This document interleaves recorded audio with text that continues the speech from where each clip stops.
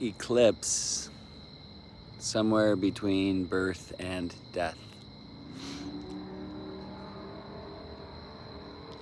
Before we dive in, let's just get a couple things straight. First of all, if there wasn't for beer drinkers in this world, then I'm sure I would not have flip-flops with bottle openers built into the bottoms of them. And then there would be no this particular Topo Chico right now. So here's to the beer drinkers of this world. Thank you for the sparkling water. Secondly, you're probably hearing some car sounds. You might even hear the soundtrack, hopefully, of the crickets behind me.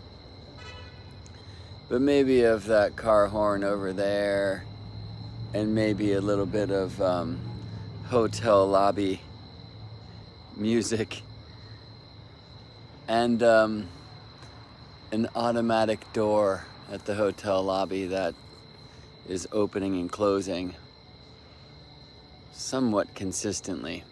So apologies for those things. That opening of the door and the closing of the door, for me, I'm actually just appreciating perhaps as the coming and going of my uncle, who brings me here to Georgia because a dear uncle of mine, my mother's brother, has recently passed. And today we celebrated his life at a memorial, and it was a very beautiful day.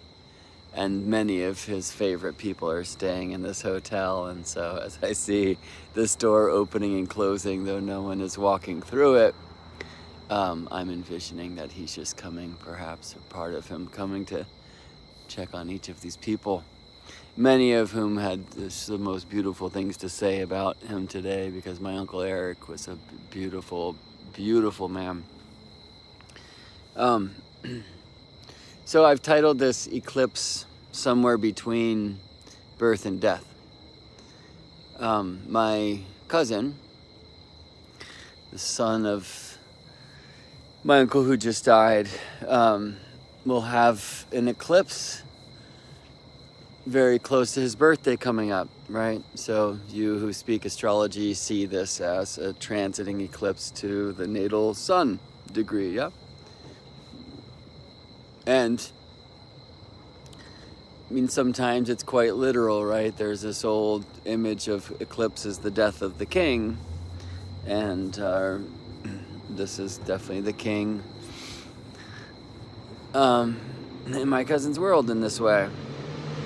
And obviously it's not always going to express itself like that, eclipse.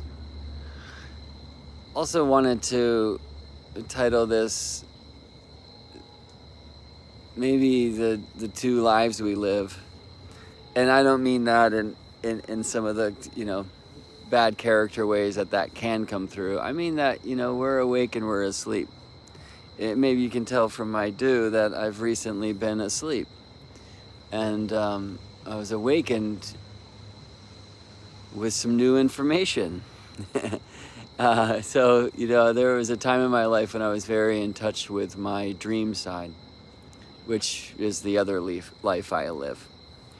And I was really bridging those two, of the sleeping place and the waking place, and doing a lot of dream journaling and dream practices and becoming lucid in the dream and this. And, it's odd. I can't quite remember why, but there was a time when I decided to let my dreamer be the dreamer and then my awakening side to be the other guy, and let them actually celebrate a divide for some time. And it wasn't only since then, but it's been especially since then that I respect that much of my learning is happening from the dreamer's work, as I awaken just with new sensations, new ideas, new feelings, new beliefs. And this was the case right now, and it was inspired by a cousin of mine and a conversation that we had. So, I'll just say another thing about my uncle and this,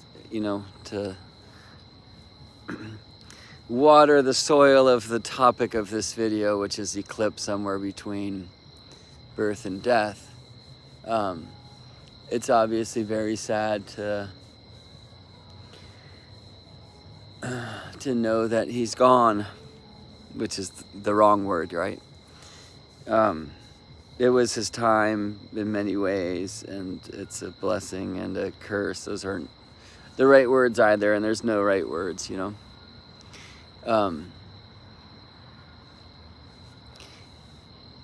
But just to see the celebration of his life today by so many people who loved him so much and who just saw the love in him, which is what he was so beautiful.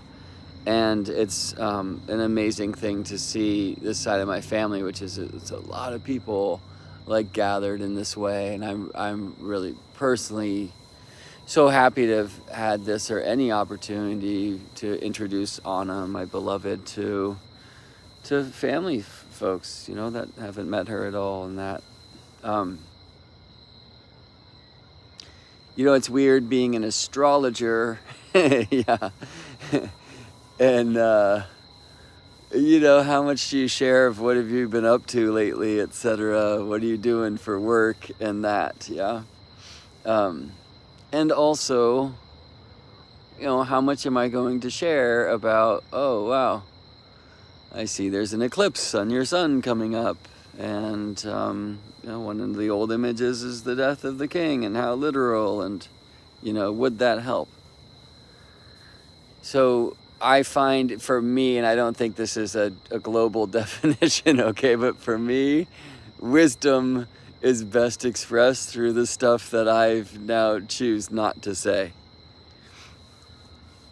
And I, you know, I don't think that's right necessarily, but it's a decent theory to be working on with the things that go through my head, you know.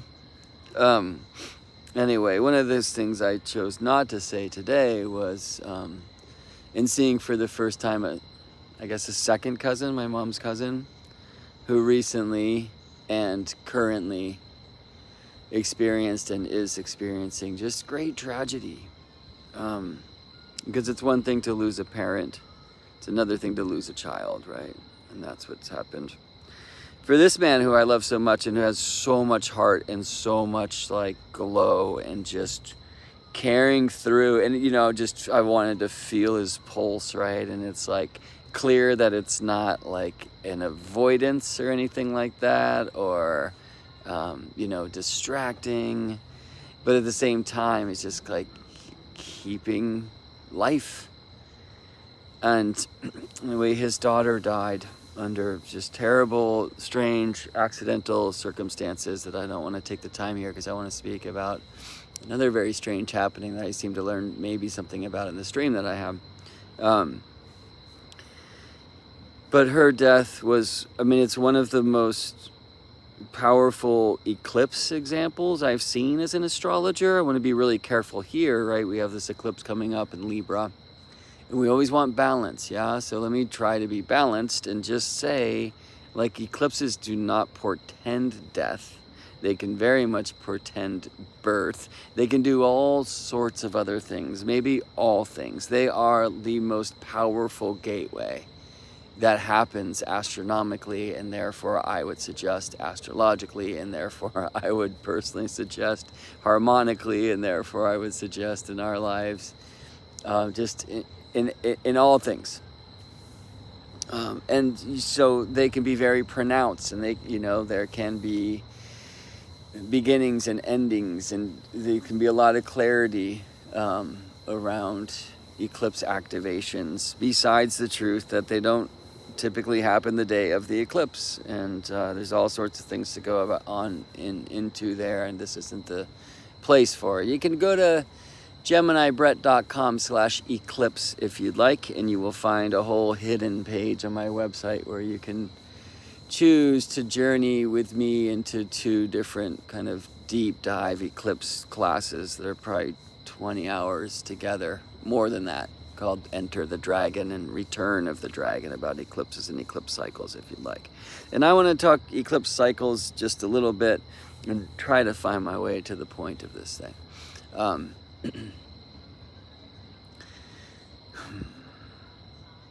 Okay, so I was sitting at dinner tonight next to a cousin of mine who's just amazing. And my sister reminded me that she doesn't hear in one of her ears.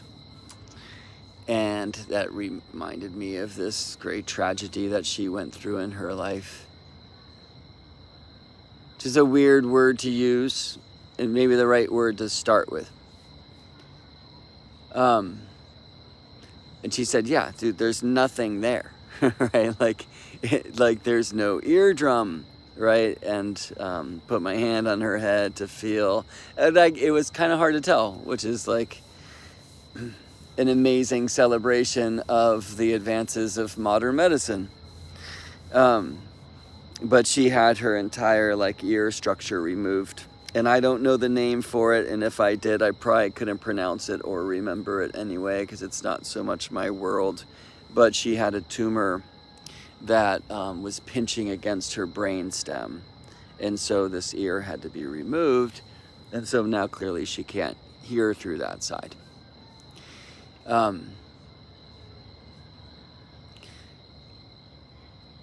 And, I asked her the astrological question, how old were you when this happened, right? He's 35. And when I hear that, does that mean 35 in a day or 35 and a half? And you know what, regardless, when I hear that, it's, eclipse. And I haven't seen her chart, and maybe I'll have a look at sometime. I mean, I actually offered that.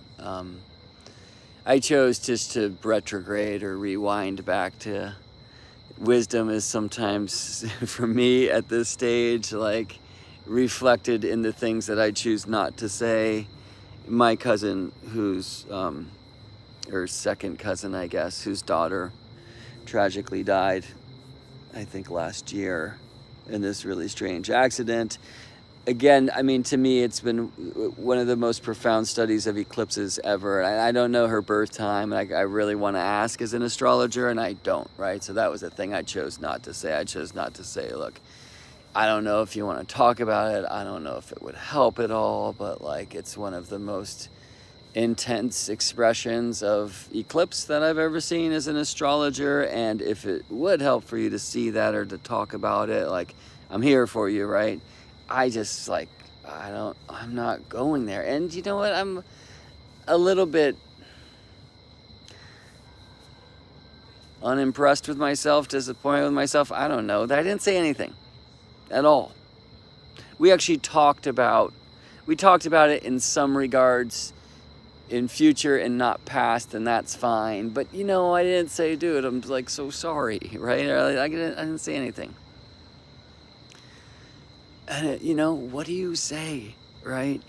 I mean, I spend so much time in astrological sessions with folks who are going through these horrendous things, who have lost children, and it's people disappear, and part of that is we just don't know what to say. And you know what? And this man is so beautiful. At some point in my life, I will learn more from him about what to say. And I'm reminded in this moment right now to always ask, right? I have, again, so many incredible opportunities with courageous, amazing, awakening souls who are going through deep experiences and feeling that isolation. And, when I'm speaking with somebody about, I'm losing friends because nobody knows what to say to me, that's the right time for me to learn. What do you say, right? So, note to self, right?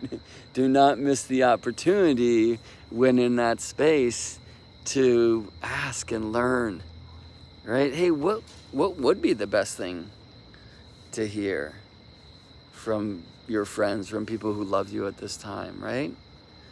Do you want it to be spoken about? Do you want it not to be spoken about, right? Or how long was it when you were ready to speak about it, and we're all different in those things. But anyway, I said nothing. And so to retrograde, back to that point where earlier I was like, I don't think this is what wisdom is, right? The things I choose not to say, but it's like a starter kit for me at this point in my life and probably necessary. And I think that's a pretty good example of wisdom would be saying the thing that I'm afraid to say. If I knew how to say it right, perhaps I could go there. And I don't know there is right or wrong in that case, you know? And I will say that I said it with a big bear hug. Anyway, so my cousins, right, has like not only lost hearing in an ear, she no longer has that ear. She has the skin. Right, so she has what like we think of as an ear, which is like this piece of skin, right? But that's not the ear, y'all. And yeah, so I want to speak about it. So, you know, what is your experience since, right? And she spoke about, I mean, obviously not hearing, and then some challenges with equilibrium, balance, speaking of Libra eclipse coming up. But also I think not to the extent that she was warned might happen. She told me a little bit about like how it was discovered. Her husband had noticed that she was using her phone on the ear that opposite to the one where she used to always hold it, which, you know, and I took a moment to celebrate the beauty of an observant husband, right? Like that's love. And also that like she was leaning in when they would watch a movie, like trying to get a little closer to the speaker because she was losing some hearing, and she went for like a hearing test. And the initial results, I think on site, were, hey, your hearing's in normal range. But your hearing in one ear is like way diminished compared to the other one. And I don't know if they did this test then or where she went, but basically she gets a call and received this terrible news, right, about the tumor. And, you know, I don't know, and I'm hoping I get to speak with her more about in the future, because these are the things that teach me most about, you know, the craft that I've chosen. Of like, you know, where were you? She told me she was like, it was raining and she was like folding laundry, and she gets this phone call, and it was right before her brother's wedding. And so like for me, that's all like, data's the wrong word, but it's all story, right? It's all part of the life. Anyway, so I asked also, when were you, which means how old were you? And so 35 and some. And for those of you who don't know, eclipses belong to families called Saros series.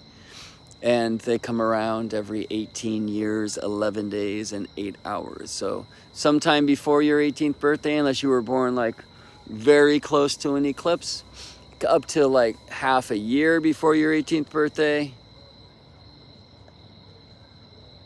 Reminded that the battery might not last as long as my thought stream here. Up to like half a year before your 18th birthday, before your 36th birthday, before your 54th, your 72nd, your 90th, your 108th. All the 18s, the eclipse family, and eclipse of the same family as that of your prenatal eclipse returns. All right, so this is some of the stuff that I get into in this hidden class on my site that's called Return of the Dragon. So again, GeminiBrett.com/eclipse. If you want to enter the dragon and look at eclipse cycles through myth and astronomy and number magic and all sorts of wondrous, weird ways with plenty of astrological examples and such. Not here to sell tickets, but for those of you who want to pursue those mysteries, it's been a deep dive for me. When I was in my, what I call second nodal return window, which runs from your prenatal eclipse family return before your 36th birthday and your 38th birthday, when you have what you're called your second metonic return, that's when I found astrology, or astrology found me, or whatever that was. And so I'm a little bit biased about these times as like the most powerful times in our lives. But that's something I certainly believe, and I see it again and again. But I might see it because I believe it, and so those are the kind of clients come to me in those very sensitive times, or to speak about stories in their lives during these very sensitive times, right? And so my cousin, she says 35, and I'm like, all right, that's an eclipse thing. And now she's 52, so before her 54th, that same eclipse family will return again. And, right, if I can help with anything besides just offering love and interest, and I don't know if interest / fascination actually does help, right? But it's what I've got, always. Yeah, if I can offer anything, it'll be like looking at that time, rewinding, looking at 18 to 19, 36 to 38, because 54 to 57 is the next of these windows. And for me, you'll see a theme, yeah. And my feeling is, especially because she's doing like a lot of work around this right now, is that part of this is the weird word to use, but gift of this terrible happening comes through then. So first of all, right, again, challenging word, and probably not the right one, but what is the right one? Because so much of this, silver linings, whatever you want, I always say, what's the gift wrapped in the ugly paper? What do these things come to bring? So one is the opportunity to really live. Right? Like when you find out that you have a tumor that's like on the brainstem, like, this means you can die like tomorrow. And what does that do, right? I wanted to say that I was speaking to this wonderful woman's mother, my aunt, because I heard during one of the wonderful celebrations of her brother-in-law's life, that she was an art teacher, and I didn't know this about my aunt, and I was like, tell me about that a bit, and anyway, she was also speaking about my cousin and the time that she lost her hearing. I don't know if I brought that up or what, and a very interesting thing is, as she was telling that to me, Anna was over here speaking to another family member. I'm trying to deal the calculations of the relation, and it's it's like there's way too many variables in it. But anyway, so I could only hear my aunt through this ear, and this ear was like, trying not to hear this other conversation that would keep me from hearing the conversation I was trying to be in, and I couldn't do it, right? And so I had to ask my aunt to repeat herself a few times, and why hopefully you feel why I'm sharing that, because as I'm trying to get into what would the big gift of being able to only hear from one ear possibly be, and part of that would be like, wow, having like focus, right? Like if I only had this ear on my aunt's side as she was telling me that story, I wouldn't have had to try to shut out this thing that was over here. I could like really be there. Now I might have to turn my head a little bit, right? And I'm not saying anybody should ever want to obviously go through losing an ear to be able to have that kind of experience. But I am interested in, okay, what is the experience, and is there a thing? And so if you've been here for a bit earlier, I was saying like I'm here sitting outside of a hotel, basically because I just woke up from what I have to assume was a dream. I don't have any memory of it, but I just woke up with this new eureka, this new idea. And I don't know that I will have time to even get to that or share that here, and I will at another time, probably when I've sat with it more, and maybe can show you some pictures. But I'll try to do a bit, and it has to do with harmonics, which is a recent obsession of mine. All right. Anyway, so what the big gift, right? When we like face death. Whether it's the death of a loved one, you get a little glimpse, then you get a little entrance. Like, we can ask, like, why do people die? Where do they go? Like, those kinds of things, right? Any day. But we can't ask it genuinely until death is here. We probably really are not compelled to consider our own afterlife or whatever it is until we face death in the air, like through the experience of the, loss of a loved one.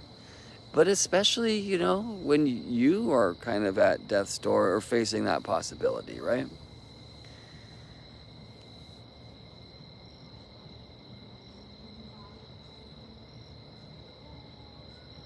Wow, and there's like somebody like writing lame chat messages. I guess I'll just ignore that. There's probably a button where I can block that person. Oh, there we go. Remove.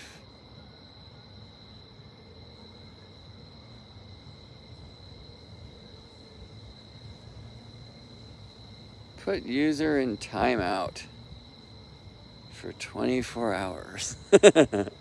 Wow, usually I'm here speaking out against censorship. The tables have turned. All right, anyway, what a weird thing for somebody to be like chat bombing this particular stream. Can you see Capella? No. There's a beautiful star right there.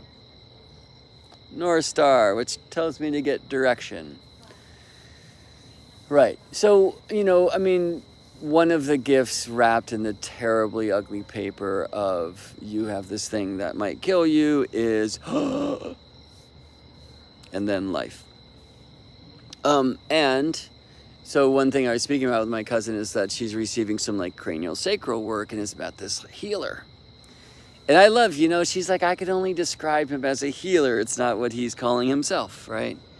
And she had this beautiful awareness. She shared the story about her daughter, one of her daughters, when she was super young, and how they were, I guess, visiting a space where there were horses. It was like a sanctuary for horses who had been abused, I think. I was having a hard time hearing.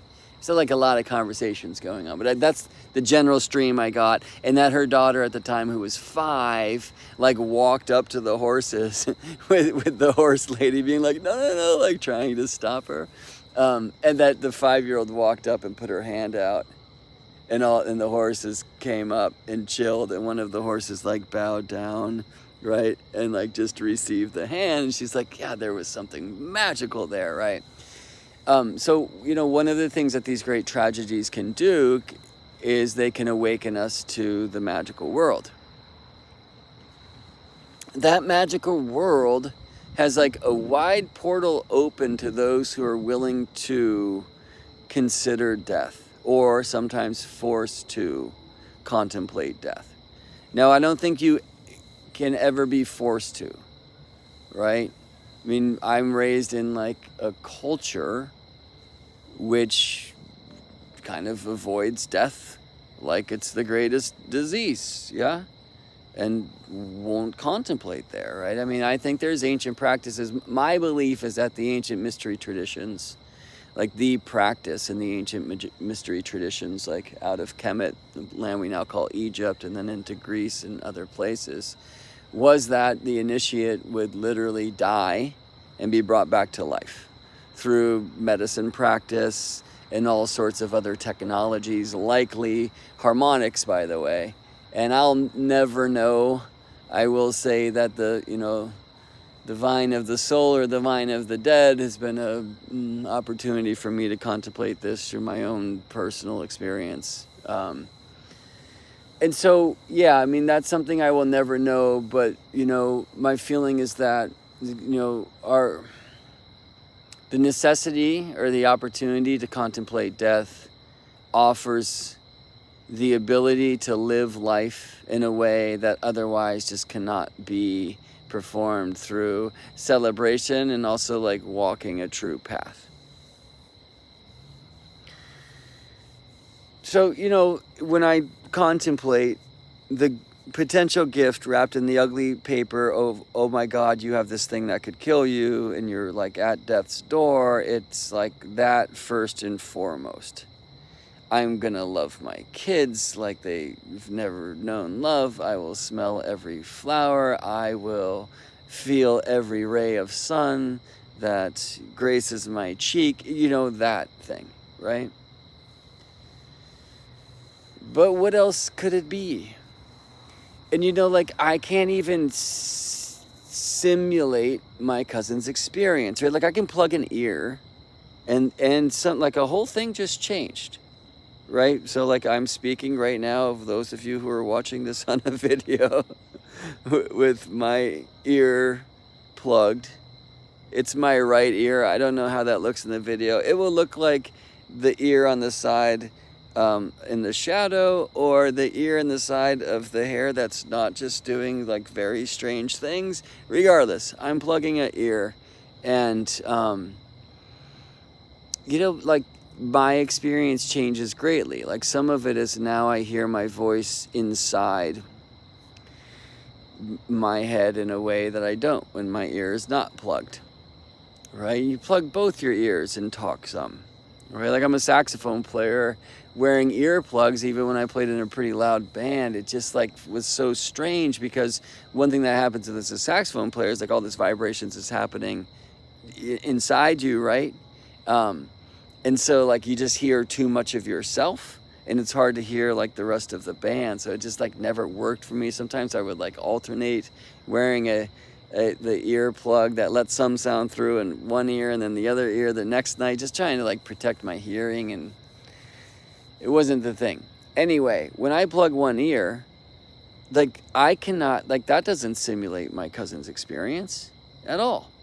Right? Because I'm still experiencing the vibration when I'm speaking on my eardrum on that side. Like my ear is still doing stuff, right? Like she doesn't have that ear. So like there's, what I'm trying to say here is, and I'm not going to call it a gift, but she is experiencing life in such a way that I cannot simulate, right? And interestingly, like this is a truth with the ears, but not with the eyes. Right? Like I could wear an eye patch and cover an eye and actually experience what it would be if I had lost that eye. I imagine there's things that are happening inside the eye patch, or even like the movement of that eye, I don't know, that wouldn't approximate the experience of somebody who had lost an eye or gone blind in an eye. But I think I'd be a lot closer to it. And by the way, it's a practice that I've been meaning to like undergo, to wear an eye patch on one eye for like a week or so.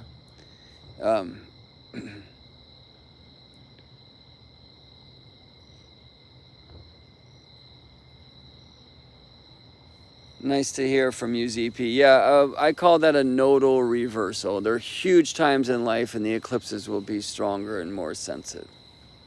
And Nima, good morning from south of France. Nice to hear you.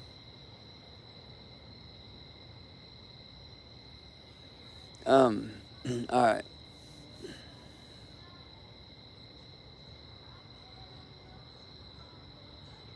Right, somebody asked me to say 2 words that they claim means good morning in their language, but actually they just want me to say a terrible word. And so that person, I think, gets removed too. Can I just put these away? Sorry, what a weird world we're living in. And why share these things anyway? Because I'm compelled to. So anyway, you know, one of these things again that as I'm just kind of contemplating, like, you know, why would somebody like move through this? You know, another is that she's like literally having a physical experience that cannot be replicated. You know, and nobody would choose it, but it's a thing, right? And so I'm interested. Okay, like what's that? Another was like, so as I was speaking with her mother about the time when she was an art teacher and somehow this came in, she was, I think, and again, I couldn't hear her that well. And some of the reason why I couldn't hear that well is because both my ears were functioning. All right. But is that I think she was saying she was reading a book that spoke about kind of the advancement of technology of medicine, maybe. It might have been specifically around this particular condition that her daughter, right, that got her daughter to lose, like, have this ear removed, but how, like, it was just years before completely inoperable, right? So there's another thing there, which is like the opportunity through life to, I guess, celebrate the times in which we live and the technologies that are available to us. Obviously, that whole thing's a double-edged sword, whatever, you know, but like, I love that modern medicine has allowed my cousin to live through this. And she'll live a lot longer. And right, so as an astrologer, like, one of the things, like, I haven't seen her chart, and I know I'll get a lot more like information, clues, if I do, because my question is like, well, why in the heavens would this happen to anyone? Right? Like, what comes through this? Okay, so now let me get to the dream that I must have had when I awoken with some new information. So this is difficult because to speak about harmonics in any way is very challenging. It's one thing to speak about astrology, it's complete jargon. It's another thing to speak about music, it's complete jargon. When I've been speaking about the two simultaneously, it's exponential jargon. And that's something I've been doing a lot lately because I'm currently obsessed with, well, I guess you could say harmonic astrology, but it's really harmonics in general, and it applies to astrology, and it's like best kind of experienced, right? We want experiential learning through music, and it applies to everything that vibrates, and all things vibrate, right? Like, this is the science of life, and there's so much medicine in it that we've forgotten, right? It was like back to Egypt, like in Greece, Malta, you know, the Celtic world, everywhere, right? Like Atlanta. Like, I'm here in Georgia, like, there are so-called burial mounds far away with very, very clearly cut geometric chambers in them, right? Like, these are sound healing places, amongst other things. And this idea of like working with resonance, working with harmony for deep healing is part of this, all right? So,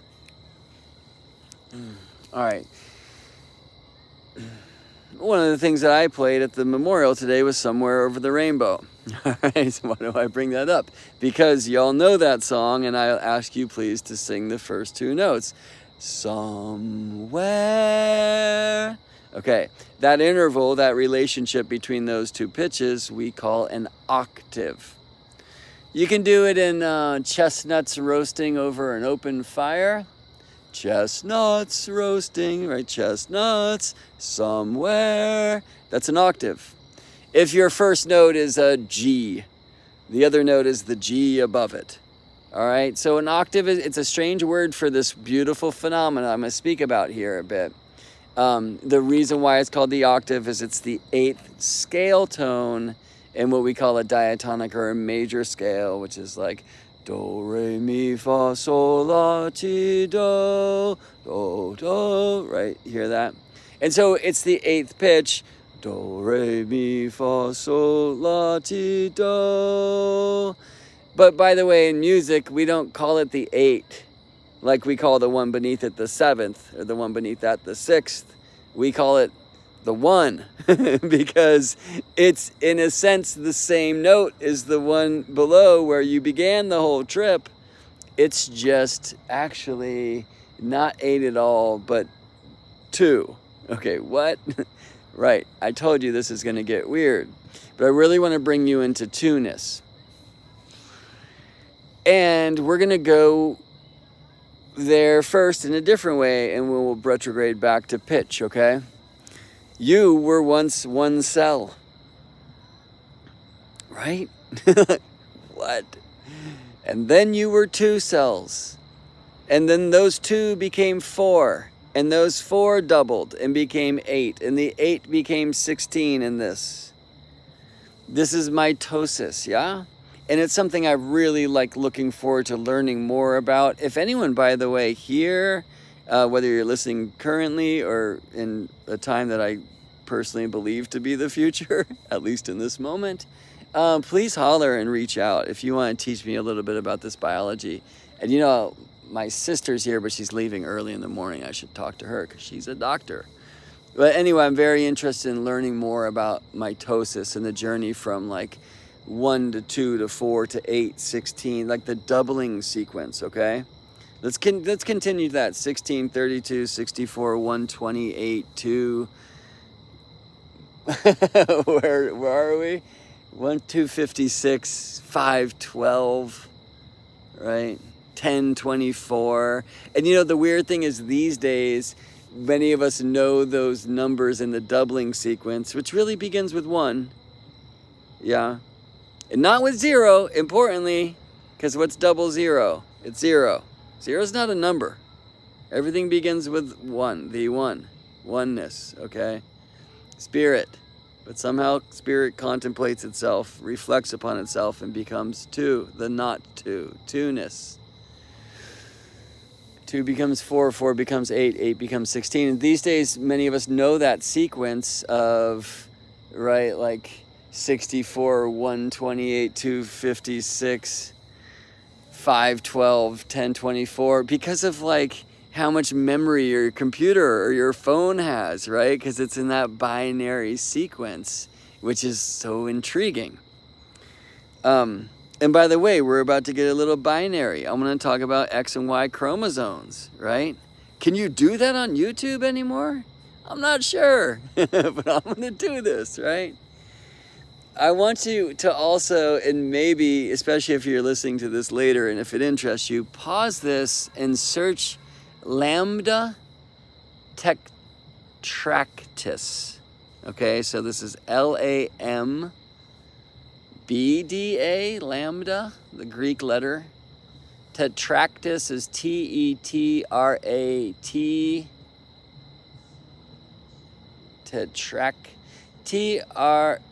TETRA, tetra for 4. Tetractys. TRET. I'm not going to do it. KYS is the end. I think we first were exposed to this technology, likely from the Pythagorean mysteries, by Plato and his Timaeus. Right? Plato, many believe, was like a closeted Pythagorean, which you had to be, by the way, because you would be killed. You might know that Plato's teacher had a strange end where he had to drink some poison, right? Socrates. And like the Pythagoreans had to remain cloaked, right? Because of their strange beliefs, like it all begins with the 1, right? Like it's so fun, like most of us are residing in this like very monotheistic culture where people have been persecuted for having polytheistic beliefs. In a sense, it feels to me like the opposite was true in the Pythagorean mysteries. Like they had this belief about the one only thing, like at the root of everything. Right, and maybe, and I don't know that there's any truth to this, but maybe they were persecuted for that because they were living in a polytheistic worldview, right? Like, don't give us that one spirit thing. Anyway, I have no idea, but I do know that they had to remain cloaked. And so, like, what we know about Pythagoras, whether Pythagoras was actually a person or a people or, you know, a mystical teacher, or who's to say? I mean, it seems like this was a cat who actually lived, 2,500 years ago and was educated in Egypt and had a school, right, in Italy. And anyway, and, you know, it's interesting, like Jesus, what was written about Pythagoras came much later, right? Not by people who were there when he was around. Or she was around, or I don't know. They call him, H-I-M in capital letters I've seen, but I don't think they were typing in English back then, so I don't even know. Like the whole thing's an amazing mystery. What we do believe we know about Pythagoras is he like cracked the code. And that much of this was done through music, right? I have a birthday coming up, and my mom asked for a gift suggestion, and I showed her this thing at Etsy, and she's like, hey, will you just buy it and I'll bring you some cash when I see you in Georgia? I was like, sounds great, thank you so much. And so I'll receive that sometime around my birthday when the sun enters Scorpio. And she's like, by the way, what was that thing? She's like, it looks like a box. I was like, it is a box, and it has 2 strings on it with movable bridges, because I'm getting a monochord to try to like get back to how Pythagoras and that whole tradition, which stretched like hundreds of years, like it's still current, and I'm excited to be part of that through my own experiential learning, just by looking at vibration and pitch and its relationship to number. All right, so let me try to get to the point of this thing. Okay, so on one side of the lambda tetractys, you have these numbers, the doubling numbers. At the top is 1. Then on one side it's 2, 4, 8. And it stops there, by the way. But if it continued, it would 2, 4, 8, 16, 32, 64, etc. Okay? On the other side, it goes 3, 9, 27. All right, where would it go from there? 3 to the 4th, 3 to the 5th, 3 to the 6th, right? On one side, you're doubling. On the other side, you're tripling, right? This isn't like the 3 series, like multiplication tables, 3, 6, 9, etc. It's the 3 series, like exponential tables, 3, 9, 27, 81, I guess is 3 to the 4th, etc. Yeah? And on the other side, 2 exponentially, 2, 4, 8, 16, etc. Yeah? Now, one side was known, and this is a word I don't think you're allowed to say on YouTube anymore, but one side was known as feminine, and the other side masculine. And in this tradition, even numbers in general were known as feminine, which always felt like weird. It always kind of felt like, wouldn't that be the other way around? And why would I feel one odd or even would be masculine or feminine anyway? And is that ridiculous? The answer to that latter question is perhaps yes. And there are other traditions that do the exact opposite, that look at odd numbers as feminine, even numbers as masculine, and it's always like that, right? But anyway, where I've come to, this is why I asked you to consider mitosis and moving from 1 cell to 2 cells to 4 cells to 8 cells. In chromosomes, you might know that, right, there are beings with XX chromosomes, and right, women, and beings with XY chromosomes, men. And so why all this in regards to my cousin's hearing or ear? Because how do I connect these dots? Okay, back to octaves. So somewhere,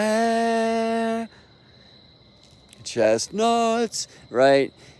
When I sing those 2 pitches, though I'm slightly out of tune because that's not my gift, that top pitch, somewhere, is vibrating twice as fast as the lower pitch. Somewhere, octave. How about two-ness? It really is two-ness, okay? Because that top pitch, the octave, which is like the same note in the next range, is traveling twice as fast. All right, the octave of that would be traveling 4 times as fast as the place where we started, and then 8 times as fast, 16, 32, 64. That side of the lambda tetractys, that's about doubling. Octave of an octave of an octave of an octave of an octave of an octave, or two-ness of two-ness of two-ness of two-ness of two-ness. For those of you who have studied your cosmobiology or Uranian astrology, you'll see the impact and the importance of the halvings, right? So an opposition, half of an opposition is square, the semi-square, the octile, the semi-octile, half of a half of a half of a half of a half of a half of a half. And that they have these aspects or these geometries like a similar thread. It's like this in music. Take a guitar string, just play the note, okay? Now cut that string in half. Put your wire clippers away. I'm not talking about all that violent shit, y'all. I'm talking about just pinch the string halfway along the fretboard, and what you will hear when you play the note again is an octave, all right? Because that octave, it's traveling twice as fast, and a guitar, even here in our vocal cords, because it's traveling in half the length, okay? So if you cut the length in half, you're doubling the speed of the wave, and you double the pitch.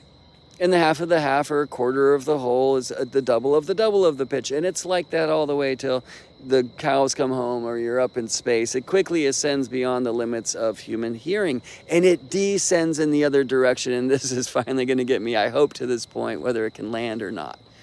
Although we got to do a little bit more. All right, let's get to the third harmonic. Here's the first two. Somewhere, octave, tuneness. All right. The deal is any vibration, any wave, right? You're actually hearing many waves. You hear the whole thing, and you hear a wave traveling twice as fast, and one traveling 3 times as fast, and one traveling 4 times, and 5 times, and 6 times, and 7 times as fast. 1,022 times as fast, right? But we're not going to hear that one. The pitch is way too high.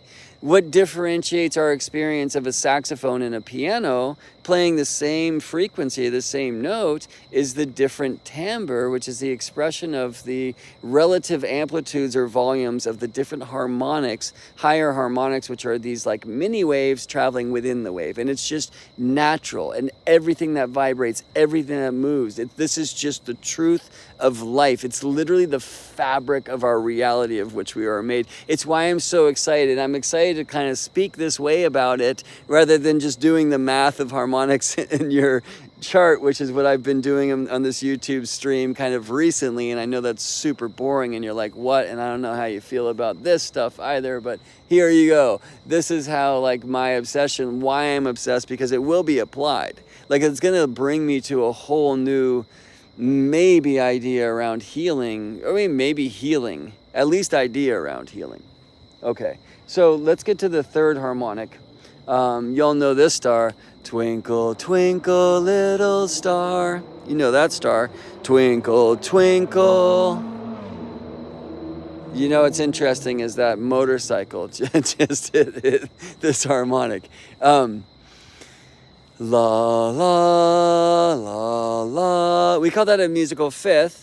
Do, re, mi, fa, so, do, so, 1, 5. Because it's the fifth note in the scale tone, but really, in another level, it's the third. It's threeness, because la, la, that higher pitch is traveling 3 times as fast as the one below.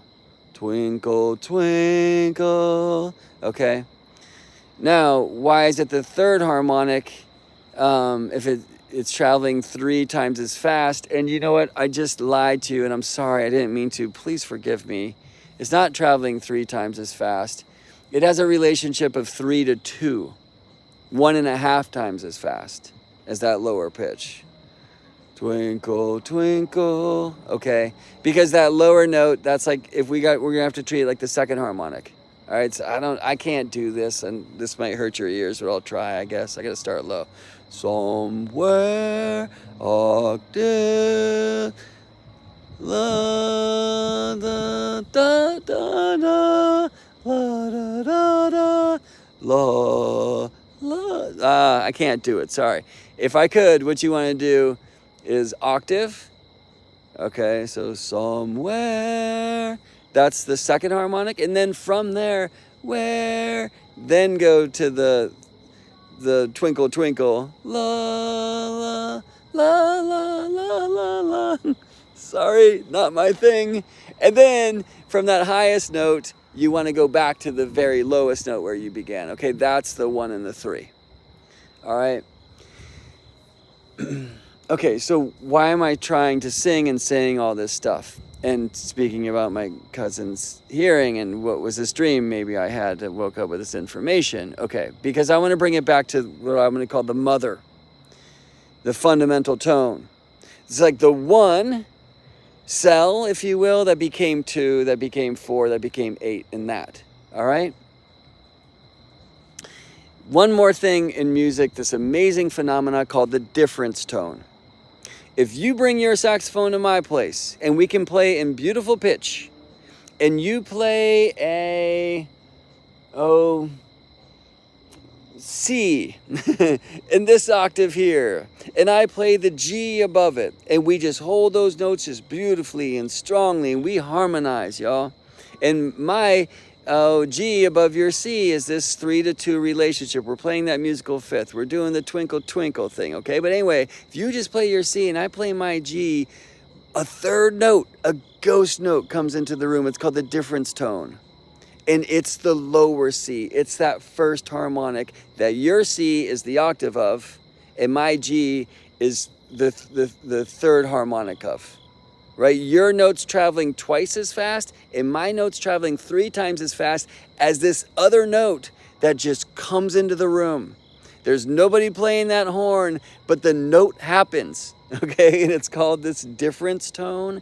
And what I've learned recently in a conversation I had with Greg Schubert here on the channel, maybe you saw it, it got really technical. If you made it through that, you're courageous, or you speak music and love astrology. But yeah, like contemplating this difference tone, like this is what I woke up wondering about, or feeling about, believing in regards to my cousin's like hearing situation where now she has 1 ear. Is that somehow having our experience, right? Because we're so symmetrical in our sensory experience, right? Like our 2 eyes alleviate, and you know, I shouldn't say our 2 eyes because you might have 1, yeah? Like, but the 2 eyes in the human design, if hopefully that's okay to say it that way, it alleviates blind spots that we have that are called lacunas in our vision at like 150 degrees. If you speak astrology, this is why the quincunx, 5 of the 12 signs, 150 degree angles, called the blind spot. It's in the old optic theory. We literally have blind spots there, but stereoscopic vision heals this. Now, the hearing doesn't work that way, and that's a whole study that I would love to approach at some point, but like the waves that are coming to, well, it's not just that sound and light work in different ways, but like the way that we're receiving that information works in a very different ways, right? Like, I wonder if you had 1 working nostril, how much your olfactory experience shifts. It doesn't seem to me like that one would change much, but I really don't know. I'm sure breathing would be a very different trip, yeah? But anyway, so my cousin's having this experience of now 1 where there was once 2. And so there's this kind of like stereoscopic, like auditory thing that's now not there. But my obsession with harmonics and two-ness and vibration, like there is something about having becomes double. Like literally play half of a guitar string and you hear a pitch that's twice as fast as the pitch of the entire string. And as I'm kind of contemplating, well, like, what is that experience about? Like, and maybe there's just no reason at all. I don't live in that world. That world fucking bores me. Pardon my language, right? I live in a world of intrigue. And there's a reason for everything, right? Well, like, why would she be going through this? And again, for me, the most important reason is because you are like at the door of death, and now you will live like you never did before. And also, another thing that she's currently experiencing, my understanding, is like moving into finding some alternative healing. which opens up a whole other magical world. I mean, you all who are here know that, I'm sure, right? So there's all these reasons. But like what I learned from this dream, maybe, is there's also something in kind of having our experience will allow us to get to a higher octave. And maybe I've spoken enough that this lands, that she's now in a way having the opportunity to experience that different note or that ghost note that happens when two notes come together and a magical third is produced. And it's like there's just no way that I could language this appropriately. I'm going to attempt to with some pictures and whatnot in the coming like deep dive harmonic. I don't know what's going to come out of my current obsession, whether it's just more video classes. Most of you have not seen them yet, but there's a bunch of stuff that I've been creating over the course of the last couple months to try to explain this stuff and help people hear it and see it graphically and then bring it back into astrology, into life. Like that's like my charge right now, and I hope this one stays for a time, because I mean, you follow my work, you know I'm here, and then suddenly it's like, ooh, look at that shiny thing. Oh, that bird's very blue, and then I'll go do that, and that's all I'm gonna do, and then I go do this thing, and you know, it's not good for business, but it's how I'm driven. A truck, interesting, flags, star. Who is that? Deneb. Oh, Saturn. Okay, right. Like I just followed the blinky thing, and right now it's like harmonics, and I feel like this one might just persist because it really is. Well, it's that fundamental difference tone, the one of all things. And so, as my cousin now will soon be approaching 54. And kind of the next wave of this Eclipse series, my wish is that she receives some great blessing, and certainly not more hardship. And like, were we to speak astrology, I will certainly be rewinding to 18 to 19 years old, which is the first time around in the nodal return windows, as I call them. 36 to 38 being the next one, and then 54 to 57 as we gain wisdom / wrinkles. Then the windows open according to my theory, which I've seen, which is all based upon the sun, moon, earth, their rhythms and cycles and that. And if you want to understand rhythm, then if you learn to understand rhythm beautifully, you're also understanding pitch. Because if I sped this thing up till it's just bzzz, it's a pitch, all right? And if I sped two rhythms up, a polyrhythm, which I can't do or I'll drop the phone, well, let's do this.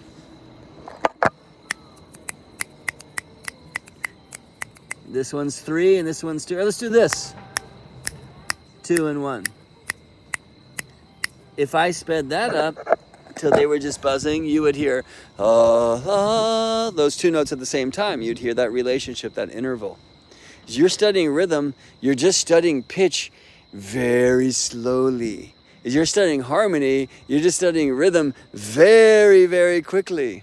Like poly pitch and polyrhythm are the same thing at different experiences, right? And so there's like a whole potential window of understanding through rhythm that I'm excited to tap into here as well. And so again, I don't know if any of this stuff's landing. I appreciate y'all coming to spend some time with me. I would love to hear in comments after this video ends, not more weird, rude stuff of people trying to trick me into saying like terrible words, as one of people did. Mean person. And I'm impressed I didn't fall for it. But then others of you, like I see some wonderful folks here just saying great things. yeah, thanks for spending some time. I can't wait like to see you on Earth sometime where we can all kind of share some thoughts and speak about these things under the stars. And you know, for me, what do you see? 1, 2, 3, 4. 1, 2, 3, 4. Is this 5? Right? Like you're gonna see number and harmonics everywhere, right? By the way, maybe some of y'all will be at the Conscious Life Expo in Los Angeles in February. I'll be speaking there and doing a workshop afterwards. So if you are there, please, please, please pull me aside. Let's talk about vibrations. If you are at the NORWAC Northwest Astrology Conference in May, Memorial Day in Seattle, I'll be there. And I'll be doing a harmonics workshop, a pre-conference workshop. So come, hang out, spend some time. Let's go out under the stars, y'all. And yeah, I don't know if I get to take this further with my cousin or not, right? Like I'm not going to really push. But I hope so, because I think I have a lot to learn here. And I want to rewind and just booknote this for myself once again, like retrograde back to not missing the opportunity to learn from those who are having a different experience than us, especially the experiences that we're afraid to speak about, like the loss of a child, and like asking people to teach us, right? How to stay connected and stay in there, what to say, what not to say, what not to say. Yeah, so there we go. Wisdom's not knowing what not to say. Sometimes it is. But it's what to say, what not to say, what not to say.